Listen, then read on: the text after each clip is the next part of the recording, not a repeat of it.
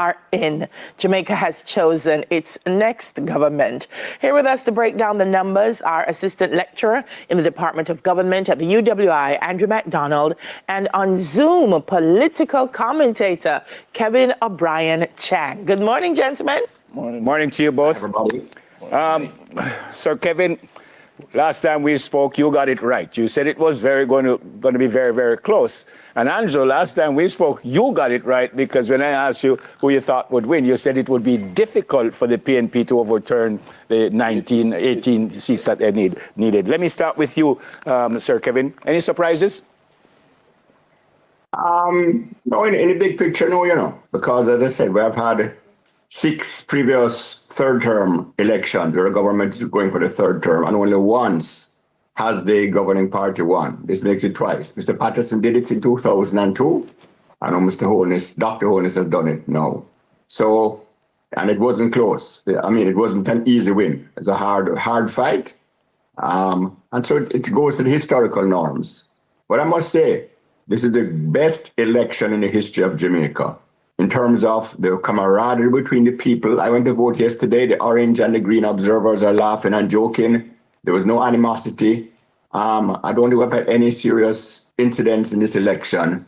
So from a democratic point of view, it is the best Jamaica has ever been. We had great rallies, great music, no violence. We had all the good stuff, the vibrancy and exuberance without any of the violence of the past. Kudos to the Jamaican people. Excellent. Andrew, were you surprised by the turnout numbers? Very surprised, because the population seemed energized. I mean, both party bases seemed energized. And based on what we've seen, of course, because of social media, everything is a bit more visible now. So when you have large crowd sizes, when you have persons participating in the theater of politics, it's more visible to us now. So that would have been encouraging in terms of the numbers. But then at the end of the night, the final numbers were about 39%. And it's barely a 1 point increase from the last general election. And going into this election, everybody was saying, oh, but in 2020, the pandemic happened. So that would have contributed to the lower voter turnout. And, I contested that in saying that generally Jamaicans have become more apathetic towards the political process. So when I saw the voter turnout last night, and I mean, majority of us, even myself, expected it to be anywhere about 45%, being very hopeful. 45% onwards, maybe even about 50% if we were lucky.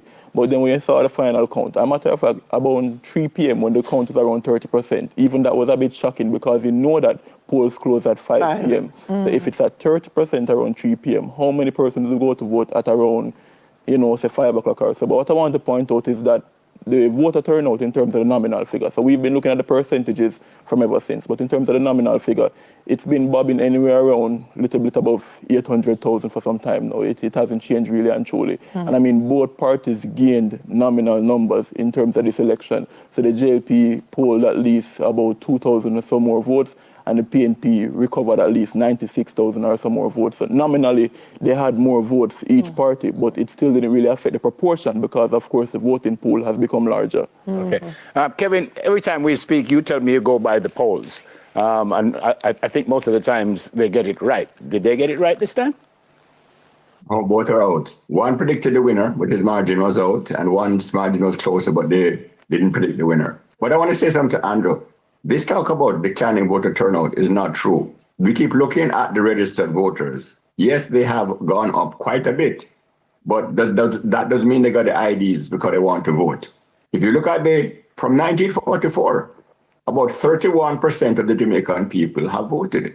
It bounces around a bit, 27, 25, 40, but this election comes in at about 30%. It's a very consistent pattern. When a certain section of the Jamaican people are interested in voting. And it doesn't bother me that much, because the highest percentage of the population that ever voted was in 1980, the bloodiest election, Civil War election. Do I want to go back to those days? No. So the low voter turnout nominally, what the 31% of the population, does not bother me. We've been doing it for 80 years. We have a wonderfully exuberant election. And the people's voices are heard. Those who don't want to vote, tough. And remembering in Jamaica, we have no class division in the election, no religious division, no race divisions or ethnic divisions. We have nothing really to fight about from a big picture. So many people said both parties are similar. Any rally. You could put green shirts or orange shirts and them the same demographic. So I don't think it's the turnout at 31% of the population. It doesn't bother me in the least. All right. Any surprises on the night for you, Andrew, in terms of persons who would have retained their seats, persons who would have lost, persons who would have come in as newcomers? All right, so not too many surprises, but of course, one minor surprise and one major surprise. And I'm guessing everybody could guess what the major surprise is, but let me start with the minor first. Kingston Central. Now, let me start by saying I acknowledge that Kingston Central has historically been one that's been in the PNP's column, of course, Reverend Ronald Twits, and, Michael Manley, so on and so forth. But when Donovan Williams won that seat in 2020, the work being done on the ground, and you hear it on the ground as well in terms of his improvement of infrastructure, his development in terms of access to sports, educational access for some of the youths in that area. And then you look at local government election with Almontown and Raytown, you said to yourself, it looked like it's promised to be a JLP seat going into this election. And of course, it's just the preliminary results, so we're still waiting on that final count and then probably a recount as well. But it was also shocking to me when I saw at the end of the night that Donovan Williams lost his seat in Kingston Central. And of course, the major shock for the night, which shouldn't really be a shock, but it's of course a major shock, and that's Portland Eastern. So when you saw the results of Portland Eastern and Marie Vaz losing her seat, of course that surprised everyone because she's very visible. She's a big personality in the Jamaica Labour Party, and Perth have commended her for the work that she's done as a member of Parliament for the past 6 years. But then I also have to remind persons that before 2019, before the tragic passing of Linval Bloomfield, that was also a seat in the PNP's column too as well. And then in the 2020 election, the PNP only polled around 6,000 or so votes in the 2020 election. But then in this election, of course, they regained some of those voters, and Isaac Buchanan had polled over 8,000 or so votes. And in that seat, whenever the PNP won, they polled anywhere between 8,000 to 9,000 votes.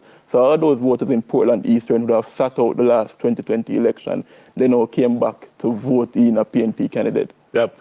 Kevin, I suspect there are many reasons, but if I stick you up and say, give me a reason why the JLP won, or if you wanted, give me a reason why the PNP lost, what would you say? Prime, I think I polled the single greatest accomplishment of the JLP government in people's mind is cutting the murder rate by 50%. Crime has always been the big issue. And I think the overriding, if I ask people what is the best thing Andrew Holness government has done, they've cut crime. So that's a major thing why they won. The PNP, why they didn't win? Because the JLP, in contrast to most third-term governments, did perform. They cut crime by 50%.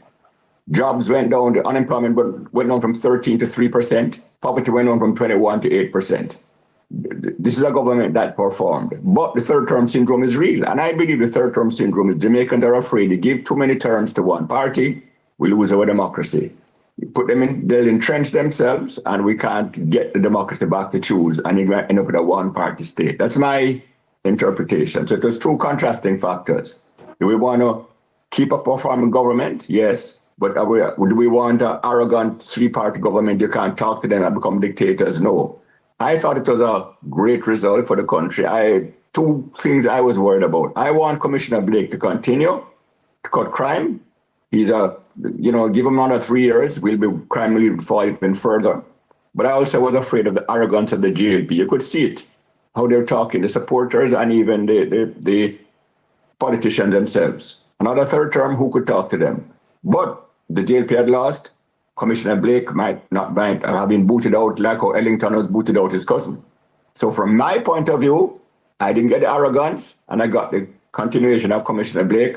I was happy on a personal level.